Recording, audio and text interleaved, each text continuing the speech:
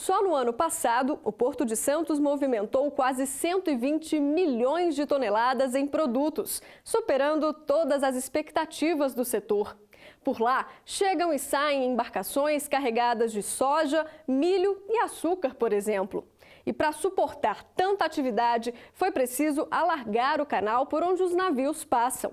Foi a partir daí que, segundo o Ministério Público, uma erosão tomou conta da área e trouxe sérios problemas para a comunidade. Veja agora na reportagem de Letícia Lagoa.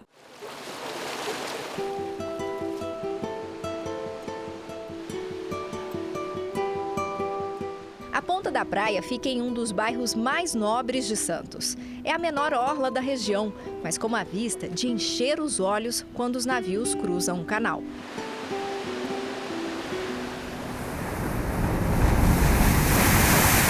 Há poucos meses, uma forte ressaca atingiu o local.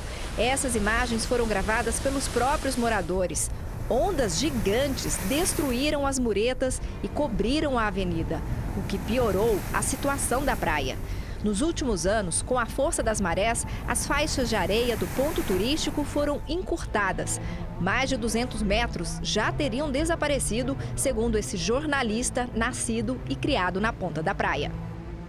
As árvores aqui se perderam, entendeu? E essa praia, como você pode ver na filmagem aqui, a praia não existe mais, né? Nós estamos numa marezinha cheia, pequenininha, que antigamente todo mundo ficava aqui. Havia vários clubes aqui de praia, que tinham barracas de praia, que transferiram para o lado de lá. Nós estamos praticamente agora com uns 150 metros até o Canal 6 só.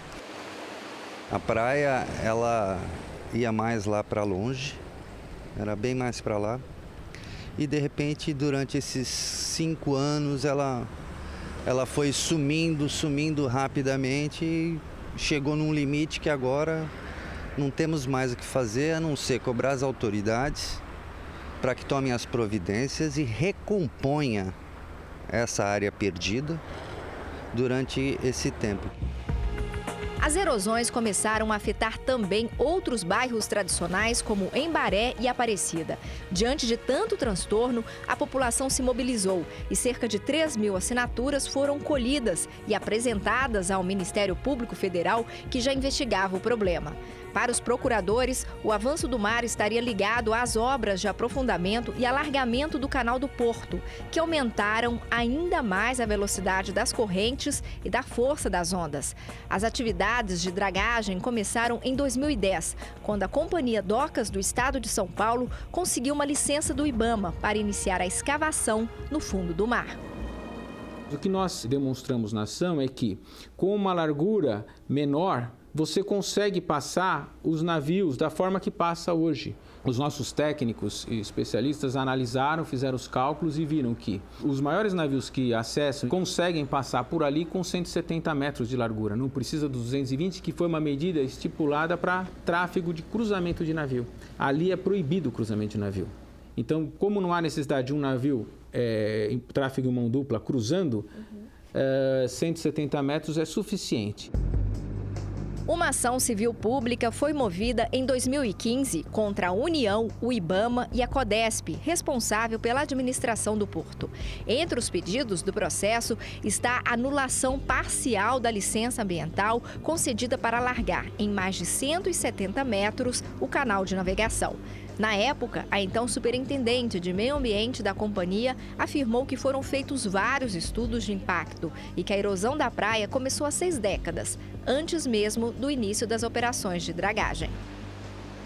No fundo, o que acontece é mesmo com você diminuindo a largura do canal hoje, você não vai conseguir voltar atrás desse processo de erosão, você não vai conseguir parar o processo erosivo existente na Ponta da Praia. A praia já se desequilibrou, é um processo constante, mesmo se a gente tapar o canal de navegação, o processo erosivo da Ponta da Praia ele vai continuar. Então você tem uma série de fatores. Além disso, a gente entra também na questão das mudanças climáticas, né?